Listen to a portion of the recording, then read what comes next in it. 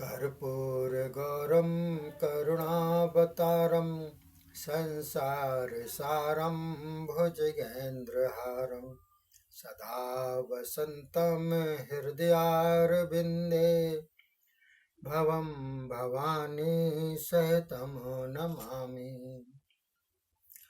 बोलिए शंकर भगवान की जय। बोलिए शिव महापुराण की जय। बोलिए सनातन धर्म की जय। देखिए साथियों, आज के वीडियो में मैं आपको द्वितीय अध्याय के बारे में बतलाता हूँ कि कामदेव का जन्म कैसे हुआ। तो सूत जी बोले, हे ऋषिगण, जब ब्रह्मा जी ने इस प्रकार सती चरित्र सुनाया तो देवर्षि नारद कहने लगे, हे ब्रह्मन, आपके मुख कमलों से निकला हुआ यह कथा रूप अमृत पान करके मैं तृप्त नहीं होता।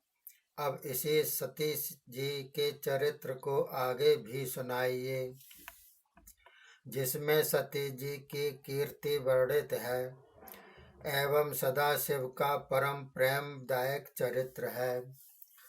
सती जी दक्ष के घर क्यों प्रकट हुई, उनकी सदाशिव के साथ विवाह करने की भावना कैसे हुई एवं दक्ष पर क्रोध करके सती जी ने अपने शरीर का त्याग क्यों कर दिया। जब वह कुछ समय के अनंतर हिमालय में प्रकट हुई तो तपस्या द्वारा भगवान शिव के साथ उनका विवाह कैसे हुआ। कामदेव को भस्म करने वाले भगवान सदाशिव के अर्ध शरीर में उन्हें कैसे स्थान मिला, यह सब प्रसंग विस्तार पूर्वक सुनाएं। आप परम कृपालु हो, आपके बिना मेरे प्रश्नों का उत्तर देने में कोई भी समर्थ नहीं। ब्रह्मा जी बोले, हे नारद जी, अब तुम परम पवित्र रहस्यमय सती चरित्र श्रवण करो। यही चरित्र तो शिव भक्त विष्णु ने भी सदाशिव से पूछा था। मैंने श्री विष्णु जी से पूछा था, जैसा मुझे विष्णु जी ने सुनाया था वैसा ही मैं तुमको भी सुनाता हूँ। यह कथा शिव यश से पूर्ण उसी सती जी की है, सावधानी पूर्वक सुनो। यह तो तुम सुन चुके हो जो सदाशिव सद असद से परे निर्गुण निर्विकार परमात्मा है। उनके वाम अंग से विष्णु, दक्षिण अंग से मैं एवं हृदय से रुद्र उत्पन्न हुए हैं। सृष्टि विधाता ब्रह्मा, पालन करता विष्णु एवं संहारक रुद्र हैं। यही तीनों रूप सदाशिव के हैं। इसी सदाशिव की उपासना द्वारा ही ब्रह्मा जी ने देवता दैत्य चराचर जगत की रचना की। देवताओं में श्रेष्ठ दक्ष आदि प्रजापति तथा मरीचि, अत्रि, पुलह, पुलस्त्य, अंगिरा, क्रतु, वशिष्ठ, नारद, दक्ष, भृगु प्रभृति की रचना की, किंतु मन प्रसन्न नहीं हुआ। ब्रह्मा जी बोले, जब मेरे मन द्वारा एक सुंदर रूपवती संध्या नामक स्त्री उत्पन्न हुई, वह परम सुंदरी थी, कटाक्षों द्वारा मुनिजनों के मन को भी मोहित करने वाली थी। त्रिलोकी भर में उसके समान कोई भी सुंदर नहीं था। भूत भविष्य वर्तमान इन तीनों कालों में उसके अन्य कोई सुंदरी हो ही नहीं सकती। उसे देखकर खड़ा मैं विचार करने लगा। मेरे पुत्र दक्ष, मरीचि आदि भी विचार में पड़ गए, यह सुंदरी किसकी होगी।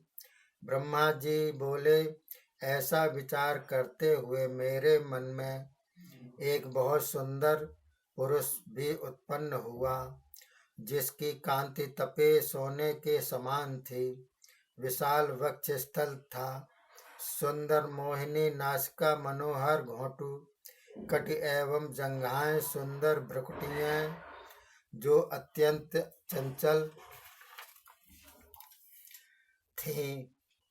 चंद्रमा के समान मुख था, रोम पंक्ति सुशोभित किवाड़ के समान छाती थी। ऐरावत गजराज के समान शरीर स्वस्थ था। नील वस्त्र धारण किए हुए मुख, हाथ तथा पैरों पर लालमा झलक रही थी। कमर पतली मनोहर दंत कांति विकसित नयन कमल। इसी प्रकार वह अत्यंत रूपवान था, मगर उसका वाहन नहीं था। 5 प्रकार के पुष्पों का वह धनुष धारण किए हुए था। नेत्रों द्वारा वह अद्भुत कटाक्ष कर रहा था। इतना सुंदर था मानो श्रृंगार रस तथा सुगंधित पवन उसकी सेवा कर रहा हो। उसके शरीर से अद्भुत महक निकल रही थी। उसके सजीले अंग अधिक रंगीले थे। इस प्रकार के सुंदर युवक को देखकर मेरे दक्ष आदि पुत्र आश्चर्य में आ गए और उसी के द्वारा उनका मन विकृत हो गया। फिर तो वे संध्या सुंदरी की ओर काम वासना दृष्टि से देखने लग गए। कामदेव ने उनको इतना व्याकुल कर दिया कि वे धैर्य धारण में बिल्कुल असमर्थ हो गए। तब जगत पिता जो मैं ब्रह्मा हूँ, मुझे देखकर वह पुरुष प्रणाम करके बोला कि हे पितामह, आज्ञा कीजिए, मैं क्या सेवा करूं और मैं कहाँ निवास करूं? मेरी पत्नी कौन होगी एवं मेरा मान कैसे होगा, ये भी आज्ञा करें। ब्रह्मा जी बोले, उस पुरुष के यह वचन सुनकर प्रथम तो मैं आश्चर्य में पड़ गया, फिर सावधानी होकर बोला, हे पुत्र, तुम इन्हीं 5 पुष्प बाणों से सारी त्रिलोकी में विचरो, सारा जगत तुम्हारे अधीन होगा। मैं विष्णु आदि देवता भी तुम्हारे वश में रहेंगे। त्रिलोकी को जाकर मोहित करो। जब सुर असुर मानव तुम वश कर सकोगे तो फिर पशु पक्षियों का एवं अन्य जीवों को वश कर लेना। तुम्हें कौन सी बड़ी बात है? तुम गुप्त भाव से प्राणियों के हृदय में प्रवेश करो, स्वयं सुख कारण बन जाओ, तब नई सृष्टि उत्पन्न करो। तुम्हारे पुष्प धनुष के लक्ष्य जब प्राणी होंगे तो उन्हें अद्भुत सा मद चढ़ जाएगा। यही तुम्हारे लिए सृष्टि रचनात्मक कृत्य है। तुम्हारे नाम भी अनेकों कहे जाएंगे। इस प्रकार कहकर ब्रह्मा जी अपने आसन पर आसीन हो गए। बोलिए शंकर भगवान की जय। बोलिए शिव महापुराण की जय। ये अध्याय समाप्त होता है। अगले अध्याय में यानी कि तीसरे अध्याय में मैं आपको ब्रह्मा जी का काम को शाप देना ये दिया हुआ है, बतलाऊंगा। इसको श्रवण करना और ज्ञानार्जन करना। तब तक के लिए धन्यवाद। जय हिंद, जय भारत।